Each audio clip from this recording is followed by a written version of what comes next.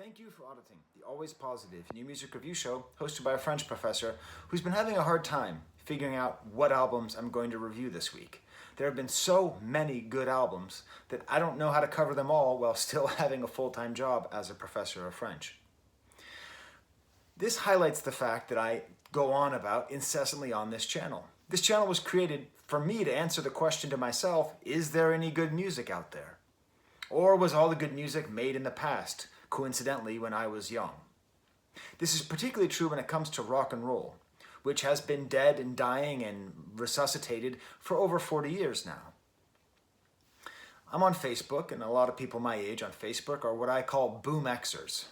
They're Generation Xers who talk like boomers. And they're always talking about, 30 years ago, Metallica, Guns N' Roses, Nirvana, and Soundgarden released albums within 60 days of each other, and that's when things were good. And I understand it. But one thing this channel has showed me is that rock and roll is alive. But the place that it is most alive, perhaps the only place it is alive, is in this post-punk nebulous genre. We need to ignore blues-based, classic rock-based new music. It's dead. And I'm not just talking about Greta Van Fleet, I'm talking about the Black Keys. That's right, I said it. The Black Keys are dead music. It's music that has had some vitality at some point, but now is mostly the template for music for Dodge commercials, Jim Beam honey commercials, Home Depot commercials. Forget it. That's stuff for people my age who say there's no more good rock and roll out there, but I like the Black Keys. Post-punk is so vital because it's on this amazing spectrum. It's so vibrant. It all kind of shares the same basic concept of having a lot of the rawness, immediacy of punk music, but having it be something else, either more refined or less refined, a little bit more electronic, a little bit less electronic. And over the last couple years of this channel, I've been amazed at the amount of diversity of good post-punk music all over the world. And no, it's not all in England. I understand that that's the temptation. This band's from England as well, but it's not all in England. I think most interestingly, we need to, I see like multiple spectrums for post-punk. I've been just developing this theory. So go back and watch my other IDLES videos and my Fontaine's videos. I've been developing this theory. And if you watch my videos, hopefully you'll sort of see a progression. But there's like multiple spectrums for this post-punk music. Sort of hard to soft, raw to refined, experimental to straightly produced. And what we see here with IDLES is the hallmark of this more aggressive side of those spectrum. Something harder, a little bit more raw, and a little bit less experimental. In that way, it belongs with, Proto Martyr or Fontaine's or Viagra Boys, and not so much with Black Country New Roads or Parquet Courts. For a less nuanced way of thinking about it, it's a little bit more punk, a little bit less post. This school of this post-punk moment we're living in has like a charismatic singer who's not particularly talented in terms of his range, but has so much charisma and character in his voice. He's capable of singing everything he needs to sing, but what he sings is not particularly complicated. It's usually very guitar-based, very hard, with lots of dynamics where you'll have minimal band members and then maximal band members. There's usually an intellectual sheen to the whole thing, a certain level of intelligence, a certain level often of meta music where it's commenting on the music itself. And most often the themes are of disillusion, of questioning the nature of reality and of modern society, which is where this album, Crawler, jumps right the hell out the box. This is where this album just leaps over its competitors or its colleagues. Let's not call them competitors. This isn't football or American football. This is jumping over everyone else with their cool disillusion and their world-weary stance and what's real and what's not. This is an insanely personal album, which, importantly, is not navel-gazing. It's not solipsistic. I never know how to pronounce that word. Tell me in the comments if I pronounced it correctly. I don't care if I am a professor. No one knows how to pronounce solipsistic. It's not navel-gazing, even though it's about the lead singer's struggles with addiction. It's about a car accident that he was in and had some kind of very traumatic reaction to that. It's a personal tale of him that is also a universal tale of how to get over trauma. I read a lot of the things that he wrote about this album, thanks primarily to Lyric Genius. And what he says about the album is it's people who've gone through trauma, heartbreak, or loss to feel like they're not alone. How is it possible to reclaim joy from these experiences? So, we are living in a traumatic moment. We have all lived through, to lesser and greater extents, the COVID moment, which was a traumatic moment for everybody. I suppose if you were very lucky and you didn't change your behavior at all and you didn't get sick and nobody you knew got sick, for whatever, like 0.0% of people who are like that, this hasn't been that traumatic. So it's kind of this universal thing, but it's a little bit more specific as well. It's about somebody who's struggling with addiction, with the cycle of addiction, with letting himself down. But the important thing is this reclaiming joy. The reason that it's not some kind of solipsistic thing is that it's the image of the crawler. That's the way he defines himself. As it says on the back of the album, I was on my knees, but not begging nor praying. I survived my trauma and savage on a bastard cycle of addiction by half a whisker. Survival isn't just the end release of centered jubilation. It is all the ugly, vicious, and lonely steps along the way. To recover is beauty, but to be carried by the embrace of care and luck is ecstasy. I am grateful, I am a crawler. So this image of a human being mired in addiction, crawling, presumably out of a burning car wreck, that's the image that I get, trying to crawl home with his knees and his elbows bloody and his head ringing and feeling withdrawal symptoms coming soon. That is our image of hope. That is our image of joy. Because this is a hero. A crawler is a hero. Somebody who doesn't have to face difficulty and succeeds, okay, that's somewhat of a hero. But what we're seeing here is somebody who's truly struggling and making it through. So not the person who runs and is healthy and is clean and finishes the marathon in under 3 hours or however long it takes to run a marathon. Nor is it a tragic hero like Kurt Cobain, who's no hero at all.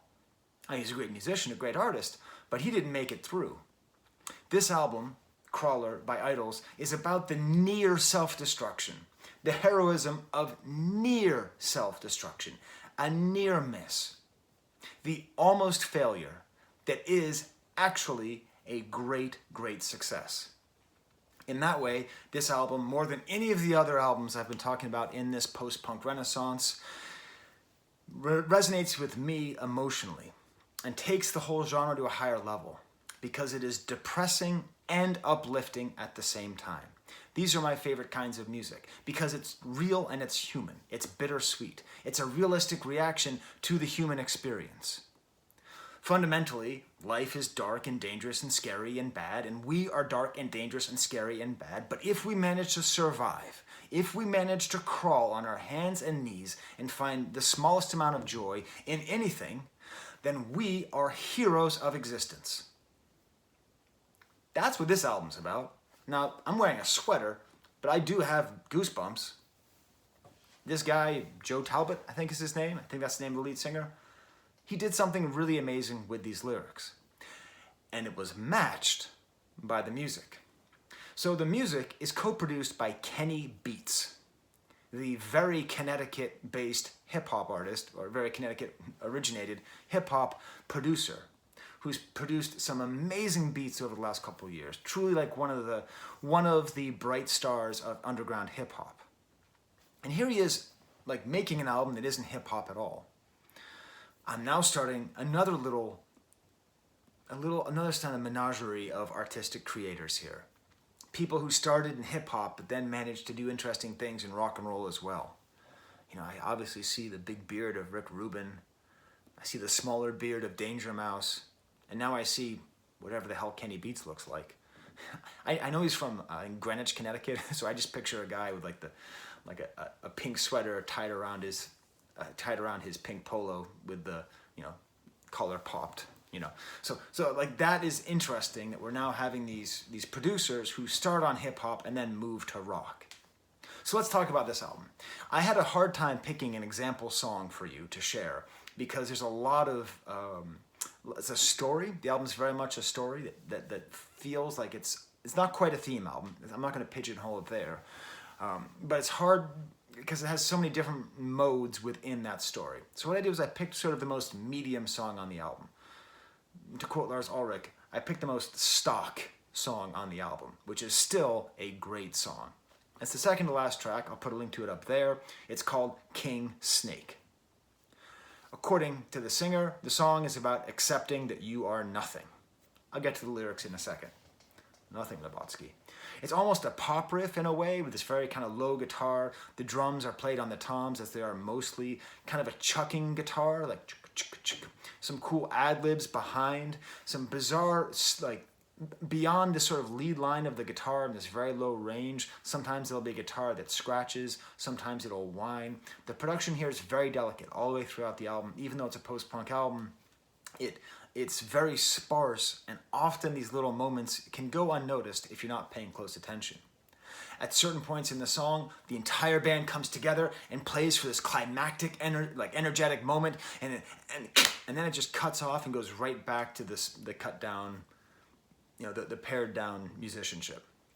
And that really is an essential part of this album, a sort of almost not random, but unexpected crescendos that are horribly cut short. The lyrics follow this basic idea of being nothing. I am the Duke of Nothing is the first lyric, and basically every lyric for most of the verses, every lyric of all the verses is a variation of this theme. I'm the Duke of Nothing, I'm the Earl of Diddly Squat. I don't know what they all are, but he goes through a whole bunch of them. It's actually pretty creative. He must have had a thesaurus. I do like how, part of what makes this whole post-punk movement interesting is these lead singers who have such charisma and such force. So when he says he's the leader of not, and then he just keeps like saying the over again, these are kinds of things that singers have a hard time getting into because it's kind of preposterous, it's kind of pretentious to be like, I'm so cool I can like stutter, like you think like, you have to be Johnny Thunders to be cool enough to pull this off. No, you don't. This guy can pull it off. Probably the most speaking of the album. In general, the album isn't spoken, but when it's spoken, it has a very strong accent. I suppose the accent is from Bristol, but I live in Western New York, so I don't know what a Bristol accent sounds like. I assume it's not the same thing as a Cockney accent, but as an American, my ability to detect differences in British accents, there's two modes. There's the way them fancy people on BBC talk and the way them whatnot Guy Ritchie people talk. So I'm not quite sure how specific the accent is to the region of Bristol. Please tell me in the comments. The album is also surprisingly catchy at points. And just in this song, as an example, he sings, "Here lies," over and over again, as though it's at the top of a tombstone. Here lies, and it's just the energy behind it, like the feeling, the emotion, especially after the whole journey that I'm going to explain to you, how we get to this song. It's very, very emotionally effective. What lies here? A drop in the ocean, a shadow in the night, a wheel with no motion, a dog with no bite. The deputy manager's assistant. This is not sad. The fact that he calls himself the Jack of F all is not sad. It's a liberating nothingness. I don't know why I didn't bring down my Sartre books. I usually do. This is very close to a lot of existential philosophy in which we're sort of made free by understanding how meaningless we are. Like, it's not a reason to kill yourself. It's a reason to embrace the absurdity of life and just live anyway. I suppose we could call Joe Talbot then an existential hero as well, because he knows he's a drop in the ocean. But it's still beautiful, and it is still a life worth crawling for. Okay, let me go through the rest of the album a little bit quicker now. Have a sip from Joe Cool. Hey, Joe Talbot, Joe Cool. The opening track, oh my God, this opening track. MTT 420RR. Apparently, that is the name of the motorbike that got into the accident with him that almost killed him. So this whole song is about this accident, this bottom, right? This low point, this nadir, to use a professor word, this nadir of this person's life. And it's got these great, ominous synthesizers. Like the kind of cold piercing synthesizers, which I know Radiohead didn't invent, but god damn it if they didn't perfect it. It's just that ding, ding, and like the guitar, like everything's kind of like chugging like an engine, and it feels like everything's going to explode, and especially at the end, you feel like there's going to be some big crescendo, but it doesn't happen. His voice is cracked and tired and repetitive. It was February, I was cold, and I was high. He says it over and over again, and the desolation in this line comes through every single time he sings it. It was February, I was cold, and I was high. I mean, there's no part of this that's fun. It's presumably some dude in a Lamborghini coked off his ass going 130 miles per hour, but there's nothing fun about this. So much space and space that feels filled with remorse. And I don't know how a musician can put remorse in a song, but goddamn it, they did it. Some odd background noises like singing and whistling, and eventually these jingle bells come in, and eventually some singing guitar lines, and eventually there's a lot more instrumentation as the most harrowing lyrics of the album are here. The swell of heaven on my dashboard, I can see my spinal cord rip high. Hey, hey, hey, it's raining glass like a fever storm, every promise I've sworn tonight. And then, towards the outro, the drums start to come in like a fill, and you're all set, and you're like, all right, man, I've been waiting this whole song. Bow, bow, bow. Here we go. Do-do-do-do-do-do-do. Hey. Nope. No. He just keeps saying, are you ready for the storm? And you sit there and you go, I'm ready for the storm, Mr. IDLES. Are you ready for the storm? I'm ready for the storm. Are you ready for the storm? I'm ready for the storm. Do-do-do-do-do-do-do. No storm. I think this is intentional. I think it's intentional for a reason. The song ends with almost like a siren sound. It begins with that bing, bing, which I believe is the sound of a door that is open in an accident with the key still inside. So you have the feeling of like, it's actually like a sound of something wrong in a car. Ding, ding, it seems to end with these siren sounds. But let's put a pin in that story. That story is going to be taken back up in a couple minutes. Let's talk about the wheel. A chugging, kind of punky beat, another low guitar riff. They do a lot of good work with very low guitar, a lot of space for his kind of growl, his Bristolian growl. And this is the thing. I am obsessed with the theme that he's talking about. Okay? The theme of the wheel. The wheel of addiction. And actually, damn it, do I not? I really, one second. Do I really not have a book here that would help me out? I can't find it. All right. Well, I did my best. I'm still not going to edit this. If I were smarter, I would have had a copy of Émile Zola's L'Assommoir. Émile Zola was a 19th century writer who wrote about the hereditary nature of addiction and how it's almost inevitable and how it's impossible to escape. And this song, if you're a French student and you're watching me because for some reason, there you go. You want to do an interesting comparison? Compare The Wheel to any of Zola's naturalist works about the oppression of hereditary addiction. The song is about his mother and him pleading with his mother to stop drinking. If you have ever been around addicts, if you've ever suffered with addicts, you can't do anything. You are powerless. Nothing. But when you're a kid, you don't know that. You think, hey, if I am convinced enough, or if I'm loved enough, the person who loves me will change their behavior because they're hurting me. So kids think they can change the behavior of an addictive parent their whole life, up until, like, if they're lucky, at some point in their 20s, more likely some point in their 30s, even more likely, never. So if I'm loved enough, you'll change. And then for like a good 20, 30 years later, they realize I couldn't possibly change that person. What happens in between those moments, quite often, is the person becomes an addict himself. It becomes the wheel. I love the idea of the cycle of abuse, the cycle of addiction, as being a wheel, because what's needed is to break it. You must break the wheel of abuse, no matter what it takes. If it takes leaving your family, if it takes divorce, if it takes rejecting people, you have to break the wheel. And this whole song is all about that, because these are the heroes. The heroes are not the people who have never been addicted. The heroes are the wheel breakers. And he's putting himself there.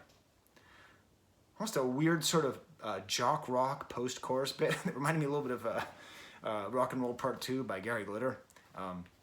Speaking of some wheels that need to be broken. I don't know, like I was sort of imagining, like, what if the song could be recontextualized into a jock rock song? I hope it doesn't. When the Lights Come On is the next song, bass-led, very simple drums. It's kind of a groove here. At times they get kind of groovy. The singing is a little bit more gentle here.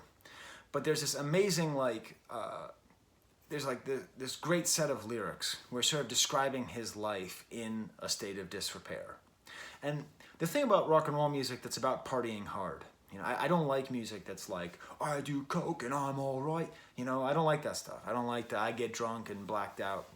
But when we're on a redemption arc, when we're on an album where we're talking about breaking the wheel, it means I can listen to that stuff and it doesn't bum me out. I black out, I don't want your dim sum, it's 3 a.m., I want to dance till the sun comes, I want to fight your cousin, I want to tear through the night like an angel flare, I'm a 10-foot snare that cuts the sky with no care, no care, no care. A narcissist on a cucking stool, the kids are not all right. There we go, the kids are not all right.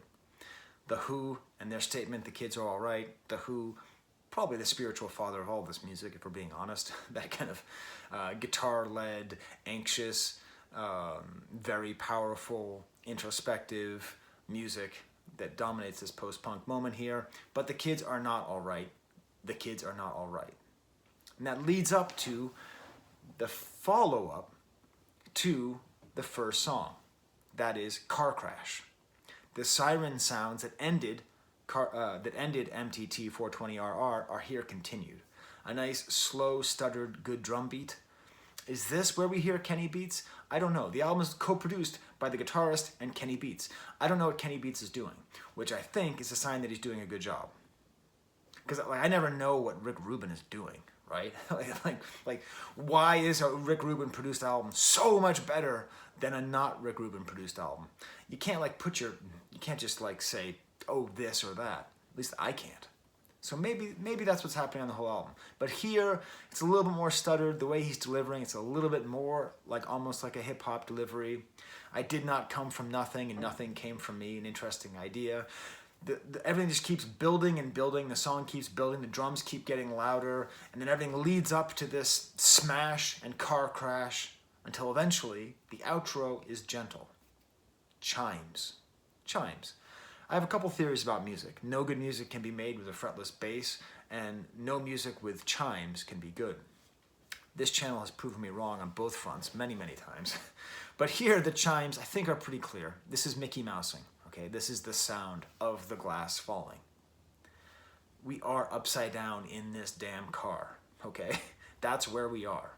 This whole beginning of the album is the story about this crash and about the wheel of addiction and about not wanting to eat dim sum and being out at 3 o'clock. And then here we have this crash with this climactic moment.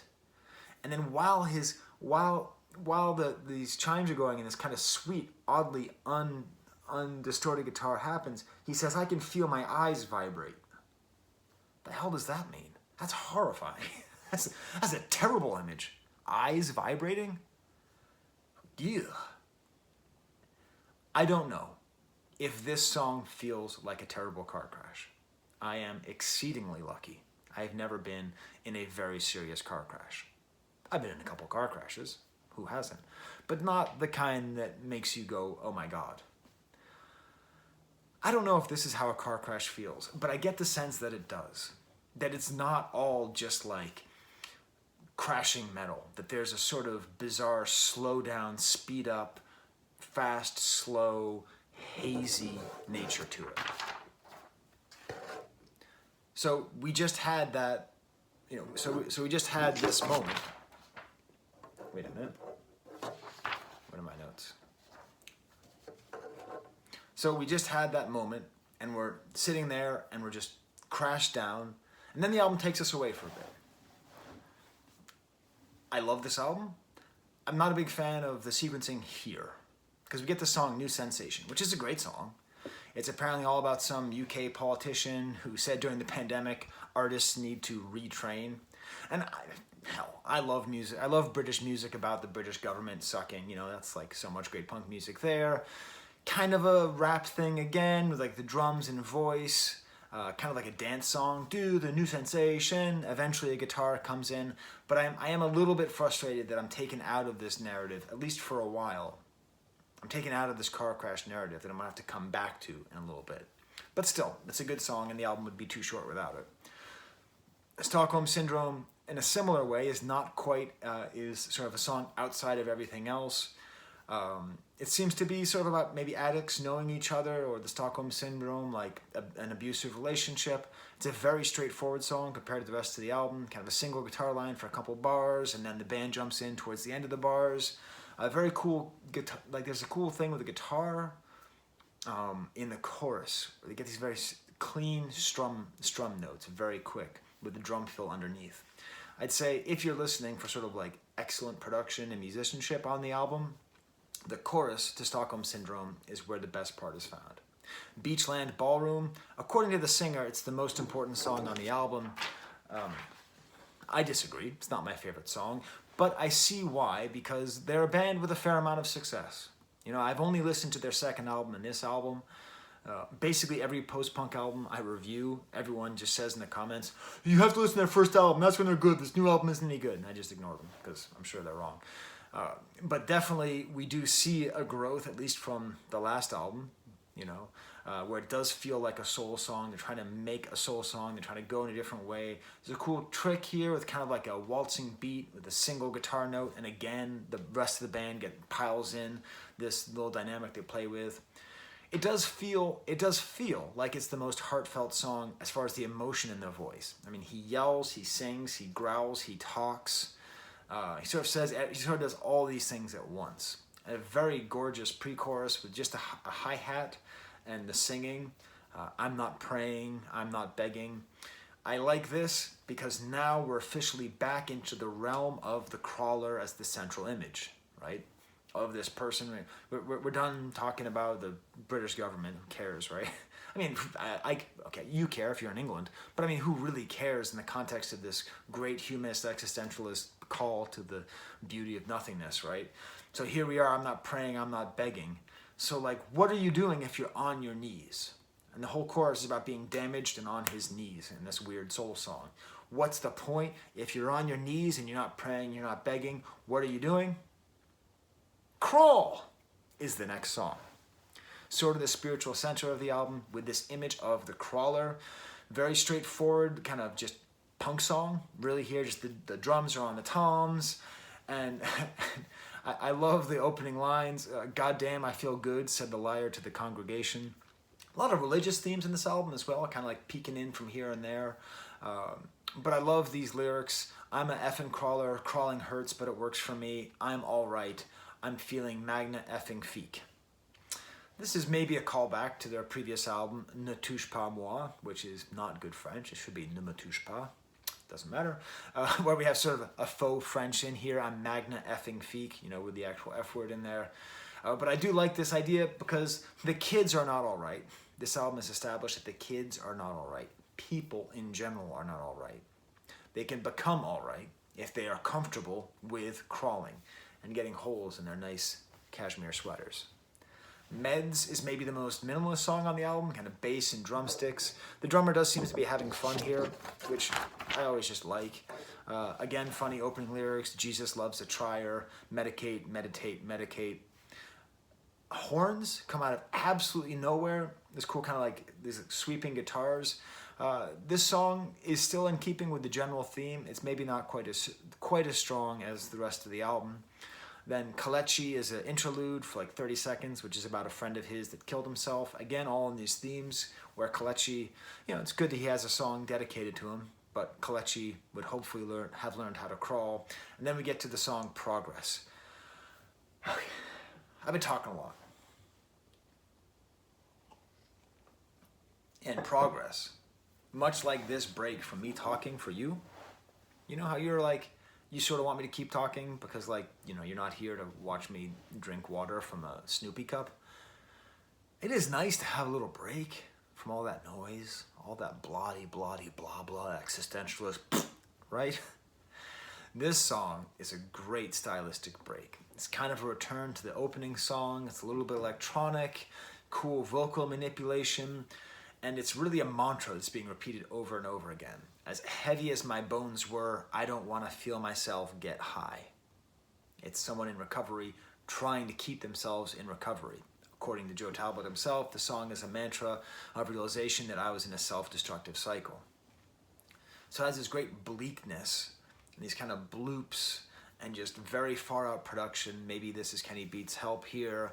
And just these lines are repeated over and over and over again in all these different ways. And there's just so much space, and there's so much atmosphere after so much guitar and screaming. And eventually the drums do get kind of hard and kind of cool before this weird like slap bass comes in and the drums go away.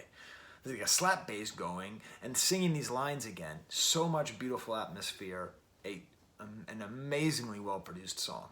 I'd say if you want to see the genius of production on this album, come to this moment as well. Do you know where you don't get it? Remember how I just said there's all that nice space? Then we get whiz, which is another necessary texture change because we were just relaxed, and now, okay, just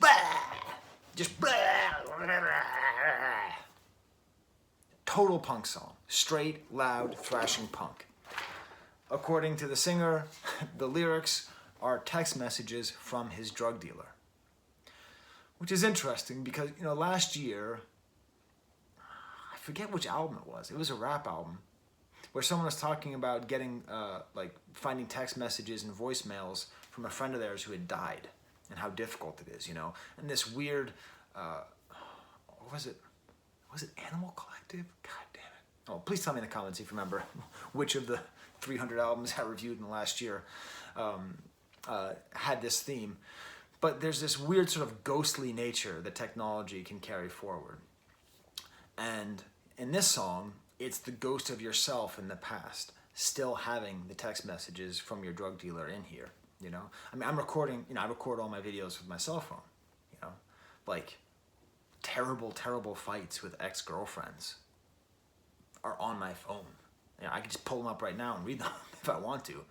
It's a pretty weird time in human existence where, like, I can go back to a time 6 years ago where I was at one of my absolute most low points in my entire life and just read it as though it were a journal.